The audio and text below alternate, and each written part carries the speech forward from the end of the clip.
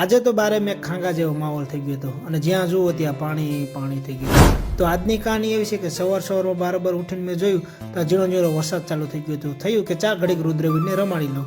રુદ્રવીરને રમાડતા રમાડતા એ તો પડખું ફરવા લાગ્યો. મેં કીધું આ તો હવે ભાઈ મોટો થવા લાગ્યો. અને બરાબર જોયું તો વરસાદ આમ દાબવા જ માંડ્યો હતો અને જ્યાં જોવો ને પાણી પાણી થવા માંડ્યું હતું.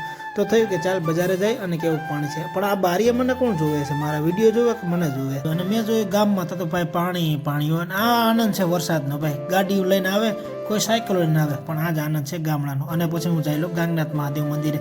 ગાંગનાથ મહાદેવના દર્શન કર્યા અને પાછળ મેં નદીએ જઈને જોયું તો ધીમી ધીમી ધારે નદીના સ્તર વધતા હતા ને એકદમ ભાઈ સુંદર મજાનું ગાંગનાથ મહાદેવ મંદિર આમ ખીલી ઉઠ્યું તો ભાઈ સ્વર્ગ ગાંગેજાનું કહીએ. અને નદીના નીર તો ભાઈ હવે બે કાંઠે વહેવા લાગ્યા હતા. અને આ સુંદર નજારો કેવો લાગે એકવાર કહેજો.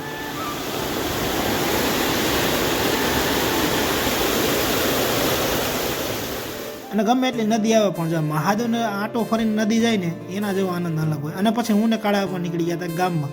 તો આજનો મિની બ્લોગ કેવો લાગ્યો અને વરસાદ કેવો તમારે છે કોમેન્ટ કરી દેજો. નવો હોય તો સબસ્ક્રાઇબ ફોલો કરો. હર હર મહાદેવ, જય માતાજી.